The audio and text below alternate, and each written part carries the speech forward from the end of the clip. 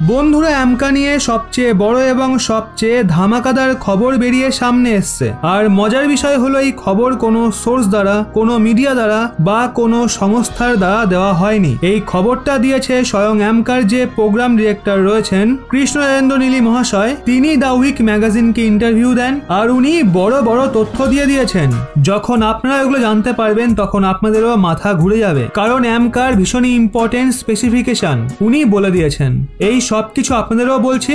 আমাদের যে programme director রয়েছেন অ্যামকার কৃষ্ণনরেন্দ্র নীলি মহাশয়, উনি দ্য উইক ম্যাগাজিনকে ইন্টারভিউ দেন আর এটা বলেন অ্যামকার যে গতি হতে চলেছে সেটা হবে প্রায় 2.15 ম্যাক, মানে শব্দের যে গতি হয় স্পিড অফ সাউন্ড তার থেকেও প্রায় 2 গুণ বেশি জোরে উড়বে ভারতের অ্যামকা যুদ্ধ বিমান। আর আপনাদের বলি, আমেরিকার যে F-35 রয়েছে, F-22 র্যাপ্টার রয়েছে, যেগুলো দুনিয়ার একমাত্র পঞ্চম প্রজন্মের যুদ্ধ বিমান, এটা তাদের থেকেও আরো বেশি গতি সম্পন্ন হতে চলেছে। এটুকুই নয়, এর আগে উনি যেটা বলেন সেটা আরো অবাক করার মতো। আসলে আমাদের প্রোগ্রাম ডিরেক্টর এটা কনফার্ম করেছেন অ্যামকা যুদ্ধ বিমানের রেঞ্জ 1500 কিলোমিটারের থেকেও বেশি হবে, আর এটা প্রায় 1620 কিলোমিটার পর্যন্ত উড়বে একটানে। আর এর সাথেই এটাও কনফার্ম হয়ে গেছে ভারতের যে অ্যামকা যুদ্ধ বিমান হবে সেটা দুনিয়ার সবচেয়ে দ্রুত, সবচেয়ে বেশি দূরত্বে হামলা করতে পারা স্টেলথ যুদ্ধ বিমান হতে চলেছে। এছাড়া অনেকের প্রশ্ন এটাও ছিল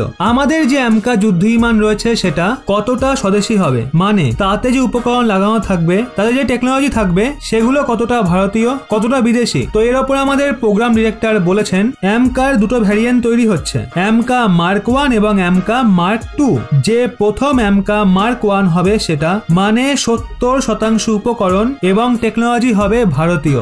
বাকি যে 30% রয়েছে তাতে আমরা বিদেশের সহায়তা নেব। কি এমন বিদেশি সহায়তা নেব? তো এক্ষেত্রে দুটো বিষয় উঠে আসে। প্রথম হলো ইঞ্জিন নির্মাণ, দ্বিতীয় হলো সিট ইজেকশন সিস্টেম, যা আমরা ব্রিটেনের কোম্পানি মার্টিন বেকার থেকে নেব।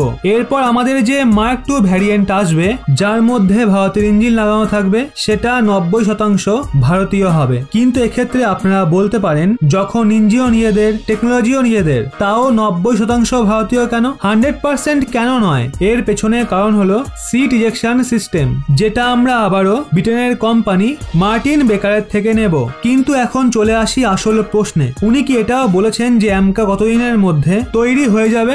আমাদের প্রোগ্রাম ডিরেক্টর এটাও কনফার্ম করে দিয়েছেন। উনি বলেছেন প্রথম যে অ্যামকা যুদ্ধ বিমান রয়েছে সেটা 2026-এ তৈরি হয়ে ভারতীয় বায়ুসেনাতে সামিল হয়ে যাবে, মানে 4 বছরের মধ্যে ভারতীয় বায়ুসেনাতে আপনারা অ্যামকা যুদ্ধ বিমানকে উঠতে দেখবেন।